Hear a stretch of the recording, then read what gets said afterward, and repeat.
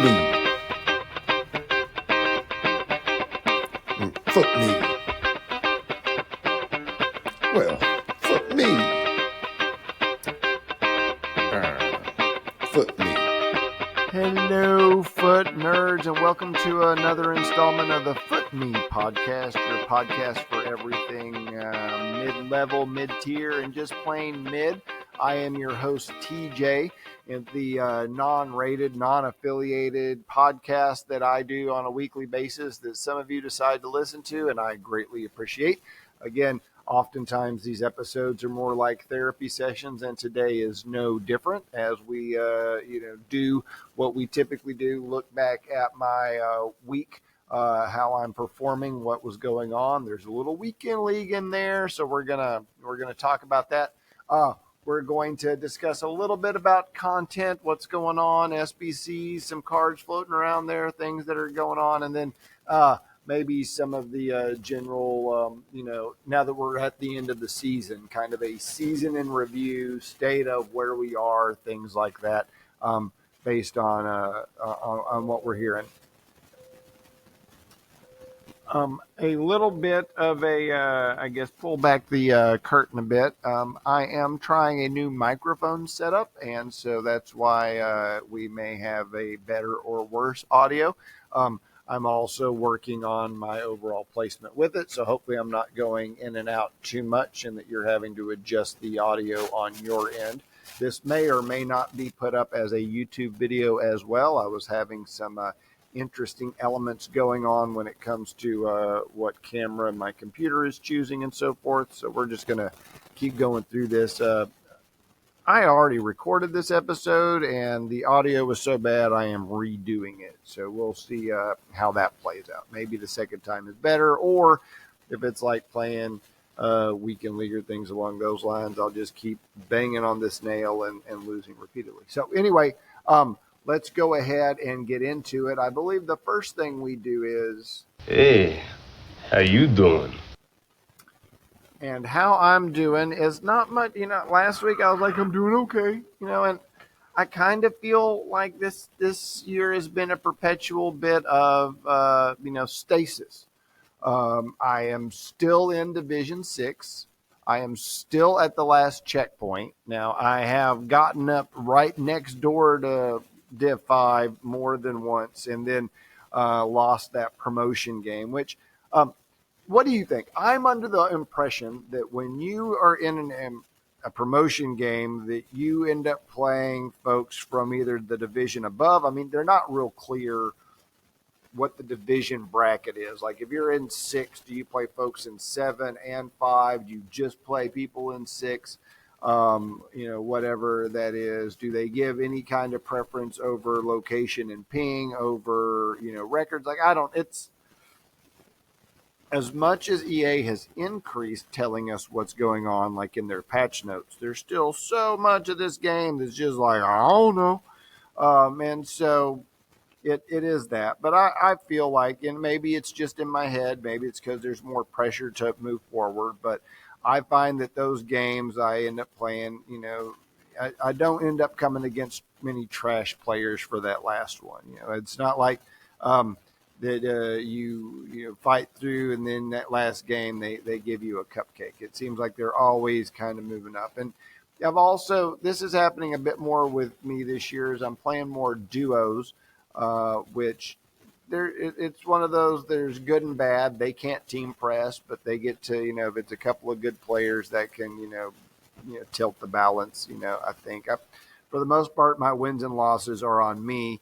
And then adding that new element's just one more thing that my mind is thinking about instead of just playing the game. And I can't just play via vibes. I'm not one that's able to, knock back a few drinks and play better, because that involves just kind of seeing the patterns and not trying to do too much. And I don't see patterns. And I think that is, one of the things that I'm taking away from why I'm struggling so much on the offensive end. It's why I also struggle playing chess. And when I was younger, taking these little tests where it's all like, go through the maze, not like physically, like I was a rat trying to find cheese, but they'd put a maze and then they would time it and they would determine like, different things, behavioral studies, stuff like that. So I just think I am default struggle in those regards. There are things that I'm good at, but that is not one of them. And so that I think is, really showing up in this game that we're supposed to be easier to score in. But how am I doing? Actually, was I qualified for Weekend League. I went 5-5 in that. Mainly did that to get packs. And then played Weekend League to get packs because there's no other way to get packs. And maybe we'll talk about that more in terms of state of the game and things. What that has meant is that I am not grinding things to get packs. So I'm not playing a bunch of squad battles. I'm not doing a lot of these other extra things because there's nothing really to do, or at least in my mind, nothing worthwhile to get out of it. Even 86 and 87 fodder cards at this point, because of the way the SBCs is structured, it just isn't there. So I am playing a ton of games to the point that I'm like, I might run out of contracts playing a ton of games. So from that perspective, I cannot, say anything negative about it because I just keep grinding the games. Now, part of that could be my addictive personality and trying to get over this hump and being just right there on the edge of 5 or whatnot. And then this weekend I played all 20 of my games. And if it wasn't for some gifting, I would not have gotten my 6 wins. And out of that, I got, nothing particularly outstanding, but I did get some cards and I added to some club. And if I did want to do, for example, the hero pack, I could actually do that. And that's probably only because I thought through and, dealt with Weekend League. While I was doing that, I was still trying to get into Div 5. We got a couple days left in the season at the time of the recording. So I'm still hopeful to get there so that I get moved back to 7 and we start a little higher, then getting moved back to 8. Of course, maybe getting moved back to 8 would make me feel better because then I would, for those sandbaggers out there, this first season, frequently there's not a lot of sandbagging. People are like, let's see how far I can get in the game. It sounds like just from what I'm hearing, what you're seeing like on X, what's happening in some of the Discords, things like that, that this embracing staying in lower divisions, and for multiple reasons this year. Last year, the situation was skill-based matchmaking in friendlies meant the higher division you were in, the more difficult those would be. So stay lower so you could get those kind of rewards. Now that there aren't really that many rewards from that kind of junk, thought that might be a disincentive, but then they added all the evolutions, which involve like having to score and get goals and do things in rivals. And so then, of course, faster and easier if I'm in a lower rivals division. And so we're right back to kind of where we started. For those of you that are, fighting through and are trying to do the best you can and are, authentically moving up through divisions, I salute you. For the rest of you, boo. You should be ashamed. You don't have to be, and I get it that, you bought the game and you can play the game as you want. Just like, you can celebrate. You can also, I think the game has it so that you can quit. I think the game has it set up so that you can, do a number of things. You can play 5 at the back. You can do a lot of stuff and, play the game the way you want to. And because you bought a ticket, you get to do whatever you want. That's kind of true when you go to a concert. Like, you have a ticket, that means you get to do whatever you want, regardless of the people around you, which, from my understanding, also bought a ticket. So, there is a fine line between the, I bought it, therefore I can do what I want with it. But since other people bought it and there are terms of service, and I imagine if you got really into all of that, which we don't read, there's something that suggests, that you shouldn't be manipulating the game or whatnot, which, if you skill moved, you probably could and got away with it last week.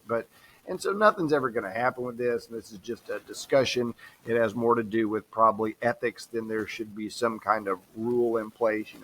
These are like those unwritten rules in baseball or whatever. And, an unwritten rule is I don't have to advance in divisions, apparently. So fair enough. You do you. For me, there's not really anything else to do on this game but try to get better, considering they've really limited the ability to grind in a RTG kind of moment. The only points that I put on this year were the ones that came with the initial early edition. So have not added any more there. Have been spending money on coaching and things like that instead. And with that in mind, I've been grinding a bunch of games. Now, I usually tell you like, oh, I added this player to my team and this has been changed in the team and the team is different here. But that's also not happening this year. Now, some of that we can attribute possibly to like the lack of the way the World Cup kind of juiced everything early last year. But I know a lot of teams I played do not have nearly as many gold cards in it as I do. I'm still rolling with my Informed Dybala and the new recruit Zola that I got from the Icon pack. They're my striker duo with Chiesa and Son playing as my cam rolls, and then I've got the RTTK who is now an 87, and Tonali playing in my CDM roles with a back line of Hernandez, Varane, Danilo from the Trailblazers, and then Di Lorenzo, which I actually got with the Dybala pack, which makes that 2-player pack one of the most valuable packs that I've gotten all year, because those players have been in my club pretty much, or in my squad playing, pretty much since the jump. And then I've I got rid of my Courtois so that I could put Allison back there along with everybody else. So, and most of that team, is not untradeable, right? I think I paid for Chiesa, I paid for Tonali, I paid for Hernandez, and I paid for Varane. Maybe Becker, I think Allison as well. And Danilo, I didn't pack Danilo. So, versus last year at this time, I would assume that I was, using some SBC players here and there and stuff like that and a little bit more. It's also hard for me to compare this year to last year because I don't know where I finished in the first season. There was no way for me to go back and figure that out. That was all, BP, or before pod versus AP after pod, I guess. Anyway, no real way for me to go back and document. I certainly wasn't doing that at that time. I feel that I'm probably further along. I do think, and we'll talk a little bit about, maybe why the game feels frustrating and things like that. Part of it, I think, is that we're having to play more games, not because, to grind things, because there's nothing else to do. Like, if you enjoy playing this game, you're having to play this game. There's not a lot of time spent in menus. I'm not just spending a ton of time shoving things into SBCs and opening packs, and that kind of time is not being used. So then what is the alternative is, me playing games. And I'm not playing a lot of squad battles because a lot of the grinds and things that are available just aren't necessarily, as exciting to me. And a lot of those are for points, which I've already got to division, I got to level 40, along with a chunk of you, last week or so. And unlike the last season of the previous game, there is no extra bonus for hitting level 40. You just take your pack and then you're kind of done. And so now I do think it's interesting now that instead of saying how many points are season completed, so it doesn't have to keep tallying that. So, there was some progress. But, all in all, I'm still moderately hopeful that in a few games I play tonight and maybe a few that I play tomorrow after my session with Martin that I'm able to, or Martin, that I'm be able to still sneak into Division 5. Maybe at the end of these seasons, frankly, some people stop playing because they reach the level and they're like, well, I'm not going to get it. If I make it into Division 5, I'm not making it any further, so why keep banging my head against this? So, maybe there's the hope that if I keep pushing right up until the end, you can squeak it in, right? So I don't know if that's an authentic Div 5. Plus, I need to be careful because the whole premise behind this, podcast originally was Div 5 and below, and last year making it into Div 4 and Div 3 borderline makes me a poser here. But I do think there are some differences. That's gonna. I think I want to put that on at the end. So, but right now, there we go. Weekend League 5-5 to get in. I still need to try to qualify for this weekend, even though I may not have the time to play on the weekend. 1-6, thanks to some gifts. I appreciate it. And then did my thing, got to open some packs. So, yeah, that was fun. Which I guess rotates us into what would be, what is currently happening content-wise and things like that. So what do we got going? Well, we have Centurions now. They've replaced Trailblazers, and much like Trailblazers, I do not anticipate having any of these show up in my packs. And unlike Trailblazers, I don't know if any will end up in my club. I'm not really working the Pareo thing because it is what it is. Maybe I turn around like, oh, man, you really missed one there. Or that's something that you shove into one of these evolution bits and things like that. But again, team is pretty competitive right now, and I only want it to get better. Part of my lack of lifelong football love means that I really look at how this game works and what are those. I'm not always what I would call a meta rat, but I'm certainly doing myself a disservice if I'm playing with players that are not that good. Like, I don't have the skills to offset using certain players. Now, I do think it's great that this year that pace is not king, and that, a lot of those, that stat may not be the end-all be-all decider of how good things work or not, but speed still, I think, helps for those of us that need a little margin of error and can kind of, bail us out sometimes. It also causes problems, right? I try to use this Chiesa all the time in his quick step, rapid, fast, whatever, thing. It pops above his head, and I get caught by the person right next to me. So that may or may not be, the end-all, be-all. Chiesa is definitely one that I was looking at kind of tweaking and moving around. And as I look at things to do, the real place that my team has changed is not in the starting lineup, but rather I've decided to take a bit of a different bench approach. Now, to be fair, I've only done this one day with probably 7 or 8 games, and it has had limited. I don't know success. It hasn't had success necessarily, but it's limited. Given it suggest I don't know. It looks like it has potential in some areas, but I don't know. And so here's what I'm doing. I picked up that Baca card, left back with the whipped pass playstyle plus trait. So I was like, okay, I want to try whipped pass, and right now I've got really small dudes up front. So I brought, and then I put Wilson in on the bench. And so at the 70-minute mark, I bring in Baca, I bring in Wilson. And then that way, if I can get over into there, I can try to whip in a pass. And so I figured that might throw some off. Now, since my play style is get over to the left side of the box or right side of the box and work my way into the box, it's not like this is a fundamentally different strategy other than when I get over there, instead of working my way in, instead I'm going to be, trying to whip this sucker in and try to get that to activate. And the reason I picked Wilson, I don't have a lot of large strikers, and he does have the passive power header trait, so I was like, let's try that one. Of course, some of the best on goal shots I've gotten is with Zola, who's like 5 foot nothing and is just, doing crazy stuff. So I don't know. My whole theory is a little jacked up here because Dybala, although aerobatic, is not large. Zola not large. And so it's like, am I just trying to put a square peg round hole here? But to be honest, I want to try some different things, but I don't want to try them to the detriment of losing. As I'm trying to fight through this and need this 3 wins in a row. And so I'm trying to keep the team solid. The one thing I will say about the current state of the game in terms of content is I have played more games with these players and know them individually more in terms of how they act on the pitch than if it was one where I was subbing in and out folks. So, long run, this might be better for me understanding my players, but even given that, it's not like I've racked up extra wins because, I know X, Y, or Z.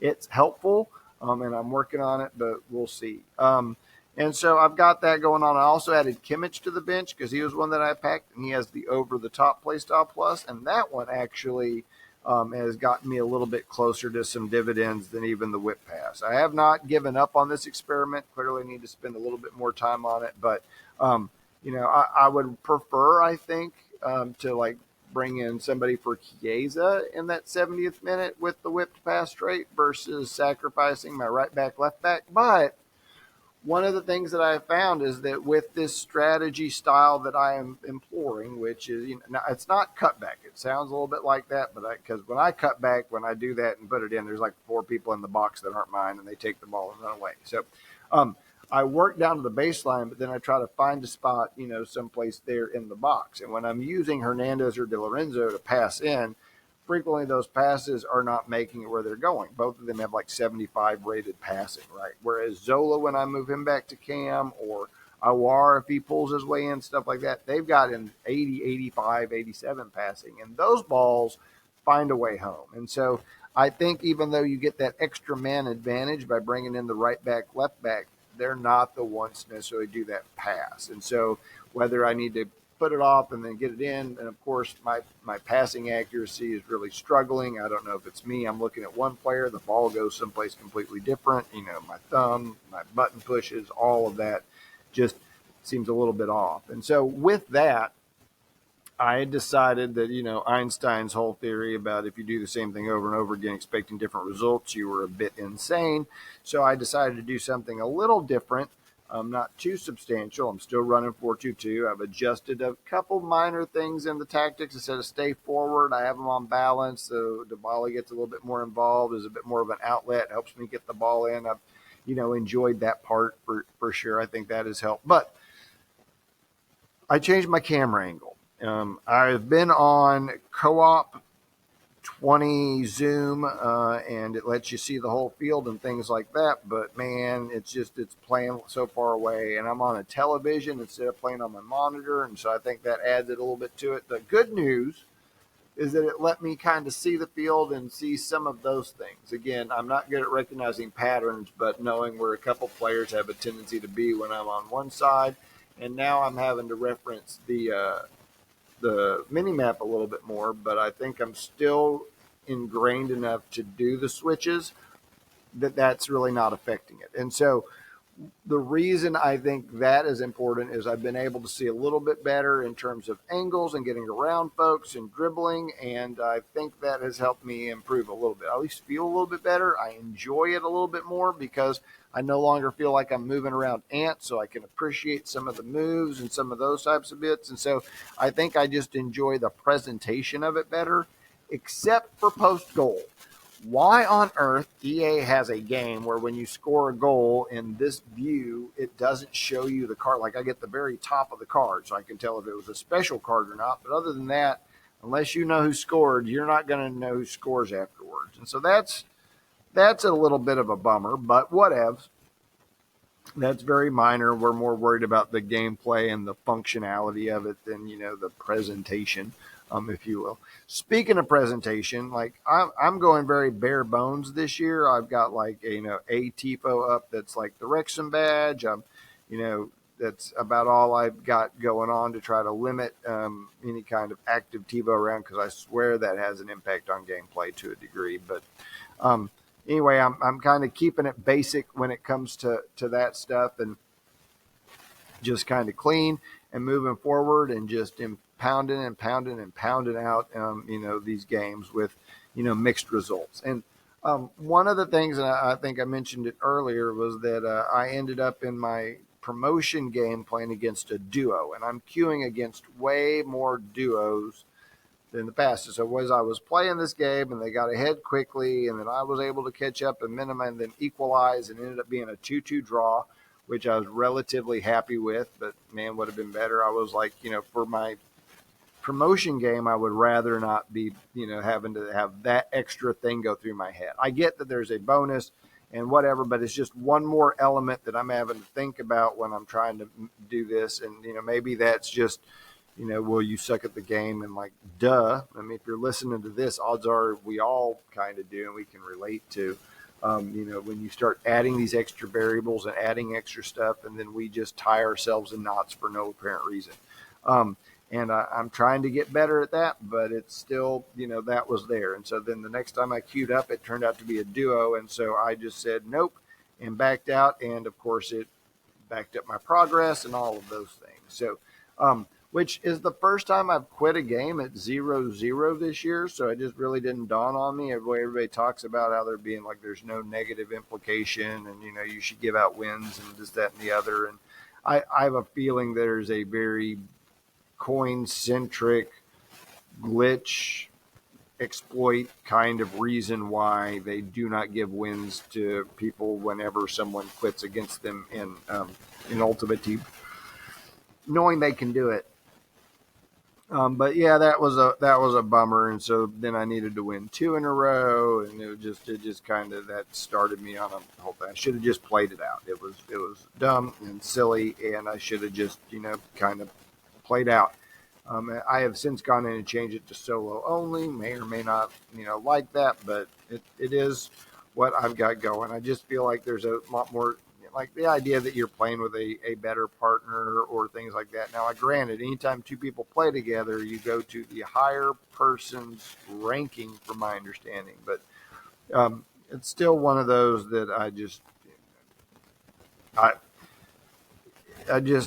when you're trying to promote things like that. Again, I'm probably too much inside my head when it comes to that. But so again, I find myself just on the outside of 5, and I don't have anything to really do with the team, so I'm messing around with the bench, and I'm trying to get this one thing done because I'm not, going to spend on the evolutions, and I'm not trying to go buy a Lorente so that I can make a Lorente to match everybody else's, Lorente, which may or may not fit like what I'm doing and how that would be, and it's 150K. I've got like 250 right now that I'm just sitting on, waiting for the right opportunity. I probably should be shopping to replace Chiesa, but again,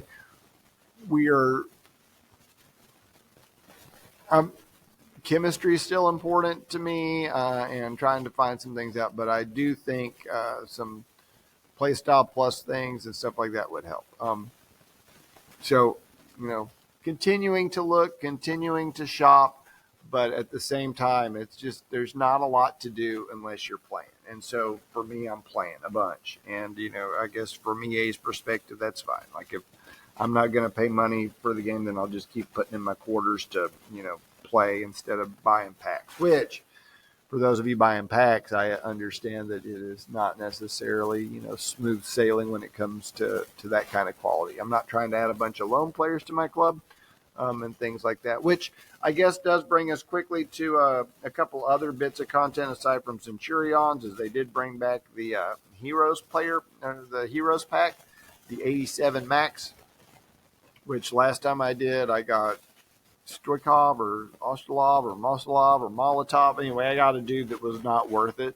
And then did the icon pack and got Zola. And so now I'm like, well, I can't do another hero pack because Zola was a banger. Like, that's a homer. I may not be using him as effectively as I'd like, and his little butt gets ran over at times. And I got to figure that out. Again, that may be another tweak with some maybe a Kim style, but I don't think that's going to make that big of a difference. But anyway, so here I am, and it's all like, well, I've got enough fodder to do it, but do I do it? And why do they want my fodder so bad? Like that you can do 2 of these.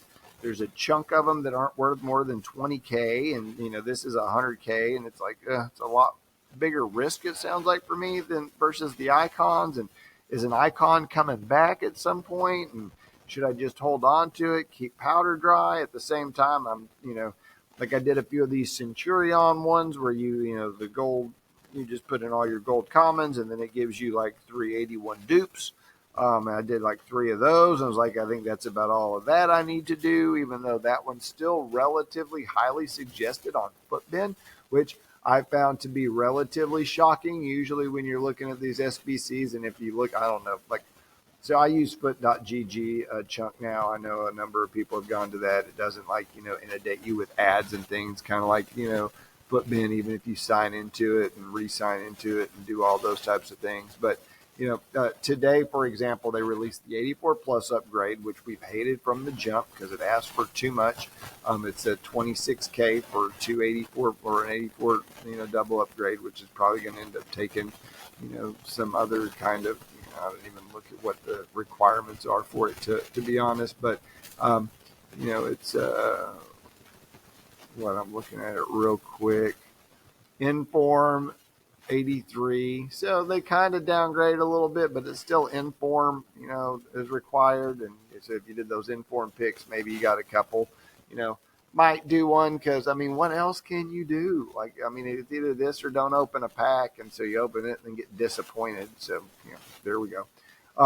I do not know who Lakinas is, but he is got an 11% in terms of upgrade. This is one of those squad foundations that they refuse to give any kind of play styles, so that becomes a problem, at least play style pluses. I don't even look at the other one. There's the French goalkeeper, which again, no one seems to care about. 9% say that they're in favor of that one. But this Centurion's crafting upgrade, which you can do 100 times maybe, or maybe that's just what it says on Footbin. I don't know. 82%. 82%. And it has been crap. Like just absolutely terrible. And so it's like, I think a lot of that has to do with it's better than these other ones. You got these two matchup ones that are, 100 plus K each for meh and meh. You've got, like I said, the 87 upgrades got about a 62% and right around 100K now. Marta, which folks are like, not at all, 7%. And they know, they have an idea. They don't exactly know, what's the percentage going to be, but they know if things are going to be popular-esque or not, or if they get value or not, or things like that. And I think it's pretty clear that, if you're not putting packs into the game, then you're going to, struggle with some of the menu stuff. So if you're a menu player and you're not doing game, then, that's probably an issue. And I definitely am not buying a lot of stuff. So then that ends up meaning what? I don't really get, to open up as many things. And so that makes me a little sad, but the gameplay itself and trying to get better at it has been enough of a challenge that's kept me engaged so far. So, I also think that we're at a point now, and I guess this kind of goes into the state of the season as the season ends.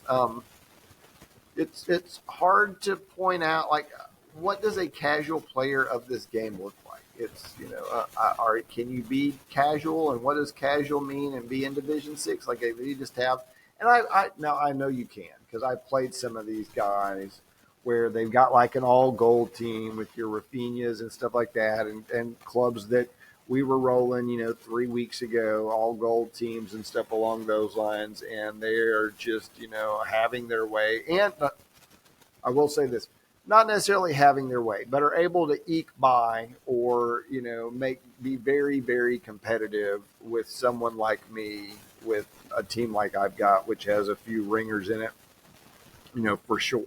I've been using the finesse trait, but I've been a lot of games where I'm shooting a lot and not scoring a lot. It's that final third finishing. And again, I think this comes down to my ability to recognize gameplay patterns, to kind of establish plays or get players going and then know, oh, this is going to happen, versus reaction, where I think I react okay and I can be in spots. So I play defense okay, even though there are these dudes that roll through and will put up 5 or 6 goals on me. And I'm like, what the hell just happened there? And I feel like they understand angles and mechanics and some of that more so than I do. And I don't know if that's something that can be learned. It's not just from playing a bunch of games, because I do that. This happened to me last night, right? I pass the ball, and it goes directly to my opponent, and it bounces off. It comes right back to me. And what do? I try to make the same fucking pass. That makes no sense. It's insanity, right? And it's all that's me. That's me doing bad things. And so, what my concern is that am I just, my tendencies, I'm just going to, I kind of, once you get playing and you just shutting your whatever, you're can I get out of those things? Can I stop that from happening? Can I overcome that? It was a few years ago that I was of the mind that look, I got to start scoring, because there's no way you're winning games by not scoring a goal, and winning 1-0 because some breakdown and you scored one version. You're not going to win many games like that. You need to be putting up 3 goals or more per game. And I am still so struggling for that. new avenues of attack. I've got some areas that look all right, but it's just, I've not been able to consistently, put the biscuit in the basket for those amount of times. I don't know if that's, I need to be utilized. I find it hard to believe it has anything to do with like utilizing a particular set of skill moves, or it's not a particular manipulation, but it is a matter of pattern of play and what's going on and how to like take advantage of some of these things. And so, again, I'm continuing to work on, I'm trying some double tap passes. I'm trying some little things like that to set different. I found that on the wings, going over the top a little bit, smaller three balls like over the top and just kind of getting it off of the deck is, prevented me from at least giving up interceptions right there. Maybe I lose possession a little bit further up the pitch, allows me a time to, regroup and things along those lines. So, I feel like I'm advancing and getting better, but I'm playing against a lot of people that I think are also that.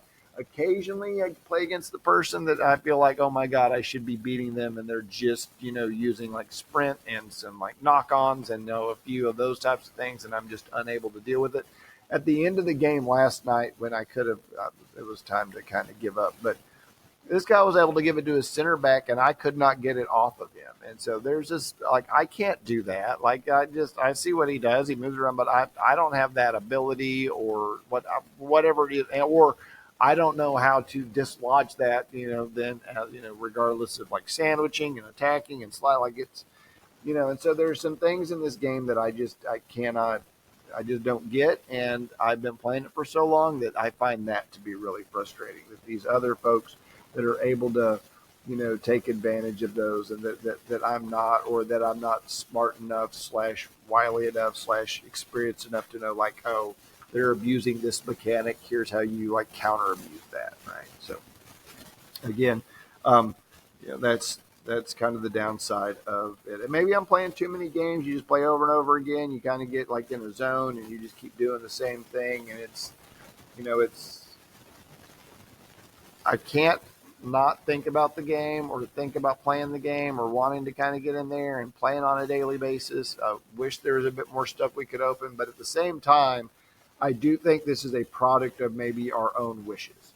So hold on with me. This is going to be my final point.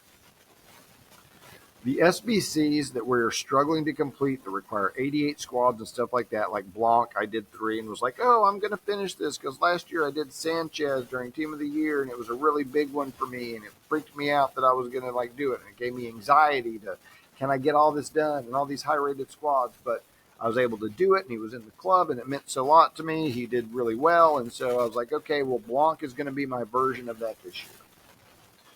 And I can't generate an 88 squad. And, and as much as I'd like to, have him in there or whatever, I did 3, and I'm all like, no way I'm finishing this. The Madison Player of the Month card, I feel like was, that's a mistake, which I knew at the time was probably a mistake. I did not realize how huge. Now, with that being said, I would have gotten dupes. I would have had to do something with them. Was it a mistake? Who knows? But I do think part of our complaint was that SBCs were putting in cards that we couldn't use, and they were too expensive. And so now, we would pay more for cards we could use. And so now I do think some of these SBCs maybe are more viable in terms of their cards, but that's also why then they're more expensive. I think the ones that are not very expensive are just not very good. But even your Ass Passes of the world, which is one of those mid-tier ones, hard for me to justify putting 3 squads in there because they're going to take me another 3 weeks to build up that much fodder for one that might come out that I really want. So, again, I'm holding off on this doing the hero one because it's all like something better could be coming along. And, it's frustrating because, man, you want nothing more to open up and, like, add to your team. It's Ultimate Team. Maybe if they just go on the bench or, like, change up a little bit or, what. And it's just not happening. So, again, I don't think I am alone in this based on my listening to other pods and YouTubes and Twitches and things like that. So with that in mind, I just want to, again, thank you for coming along with me on my session today and helping me, air out this bit, for the second time, even though y'all are only hearing it once. And I just want you to know if you're really feeling that way, know that we're at the end of the season. It's all going to reset and it'll get a little bit better. We're about to get our Milestone TIFOs, so everything will be fine. Yeah, it's natural to feel that way, but I would still argue that we've got a pretty good game to play. It just doesn't have like the engagement and the loot that we are, really enjoy having. And maybe that gets ramped up as we go. Maybe they're looking at feedback. Maybe, once we, get a new like Christmas player base or whatever. But I do think that there's been a, reduction in casuals, and that most of us that are playing take this game relatively seriously. And so that has led to some really competitive games and competitive teams and some frustrating results for, all of us all around. So again, I hope, you were able to glean a little out of this, maybe relate to it, maybe be able to understand like, oh, you're not so all alone. Maybe you feel a little bit better because, well, it's not as bad as it is for TJ. So either way, hopefully that it was, worked for you. And next time you do one of those gamble packs and you end up popping some 23K, Dempsey, and you can't help but think, but me, know that you're not alone.